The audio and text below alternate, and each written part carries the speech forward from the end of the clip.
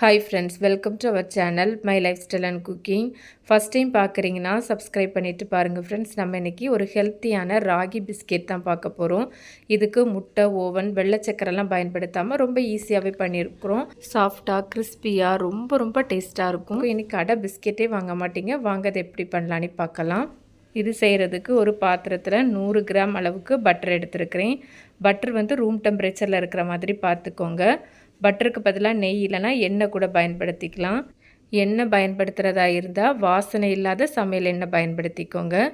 இப்போ பட்டரை ஒரு 2 நிமிஷத்துக்கு நல்லா பீட் பண்ணி எடுத்துக்கலாம்.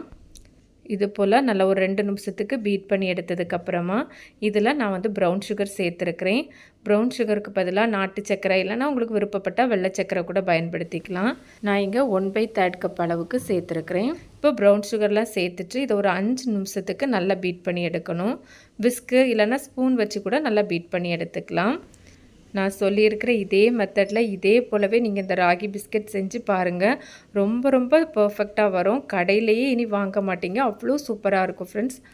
நம்ம சேர்த்துருக்கிற அந்த சர்க்கரை நல்லா அந்த பட்டரோடு சேர்ந்து வரணும். நான் இங்கே ஒரு 5 நிமிஷத்துக்கு நல்லா பீட் பண்ணி எடுத்துருக்கிறேன்.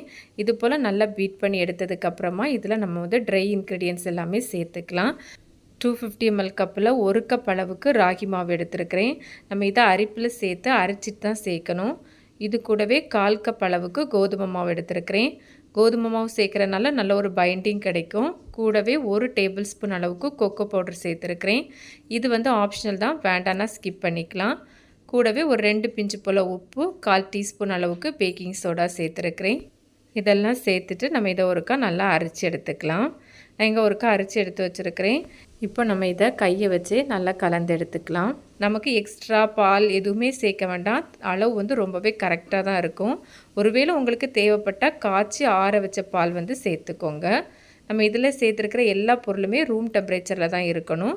இது போல் நல்லா சேர்த்து கலந்து எடுத்துக்கோங்க. நான் எக்ஸ்ட்ரா பால் எதுவுமே சேர்க்கலை. ஓவர் மிக்ஸ் பண்ணி எடுக்கக்கூடாது. எல்லாம் நல்லா சேர்ந்து வந்தாலே போதும். இப்போ இதிலேருந்து கொஞ்சமாக எடுத்துட்டு கையில் வச்சு உருட்டிட்டு இந்த மாதிரி ப்ரெஸ் பண்ணி எடுத்துருக்கிறேன். உங்களுக்கு என்ன மாதிரி ஷேப் வேணுமோ அது போல் ரெடி பண்ணி எடுத்துக்கோங்க.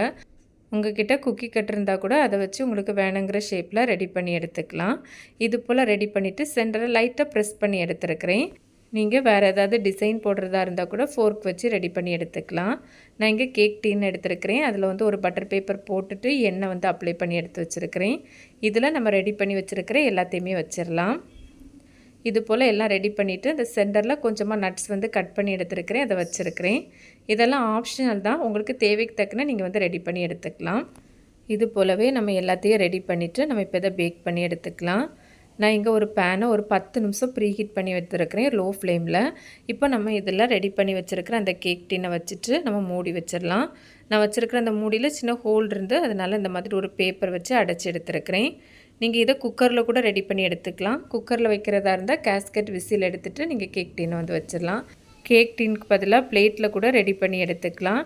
இதை லோ ஃப்ளேமில் ஒரு 25லேருந்து ஒரு 30 நிமிஷம் வச்சு எடுத்துக்கலாம். நான் இங்கே ஒரு 30 நிமிஷம் வச்சு எடுத்துருக்கிறேன். நமக்கு வந்து நல்லாவே ரெடி ஆயிட்டு. இப்போ பார்க்கும்போது நல்லா சாஃப்டாக தான் இருக்கும். நீங்கள் எடுத்து கீழ்ப்பக்கம் பார்க்கும்போது லைட்டாக கலர் சேஞ்ச் ஆகி வந்திருக்கும். இப்போ நம்ம இதை வெளியே எடுத்து நல்லா ஆற வச்சிடலாம். இப்போ நமக்கு நல்லா கம்ப்ளீட்டாக ஆறி வந்துட்டு. இப்போ இதை எடுக்கிறதுக்கு ரொம்ப ஈஸியாக தான் இருக்கும். இந்த மாதிரி எடுத்தாலே ஈஸியாக வந்துடும். ரொம்ப பர்ஃபெக்டாக வந்திருக்கு. நான் இப்போ இதை எல்லாத்தையும் ஒரு பிளேட்டுக்கு மாற்றி எடுத்து வச்சுருக்கிறேன். இப்போ நான் இதிலேருந்து ஒன்று எடுத்து காமிக்கிறேன். உங்களுக்கு பார்த்தாலே தெரியும் பிஸ்கட் எவ்வளோ பர்ஃபெக்டாக வந்திருக்குதுன்னு. கண்டிப்பாக இதே போல் ஒருக்கா நீங்கள் செஞ்சு பாருங்கள். எனக்கு கடையில் பிஸ்கெட் வாங்கவே மாட்டீங்க. ரொம்ப டேஸ்ட்டாக இருக்கும். கண்டிப்பாக ட்ரை பண்ணி பாருங்கள். ட்ரை பண்ணி பார்த்துட்டு உங்களுக்கு எப்படி வந்ததுன்னு மறக்காமல் கமெண்ட்ஸ் பண்ணுங்கள். நம்ம எடுத்துருக்கிற அளவுகளில் இந்த சைஸில் எனக்கு ஒரு 11 பிஸ்கெட் கிடச்சிது.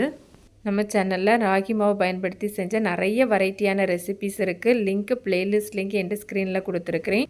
இந்த ரெசிபி வீடியோ பிடிச்சிருந்தால் லைக்கோட ஹைப்பும் பண்ணிவிட்டு சப்ஸ்கிரைப் ஷேரும் பண்ணுங்கள் ஃப்ரெண்ட்ஸ். தேங்க்ஸ் ஃபார் வாட்சிங். பாய்.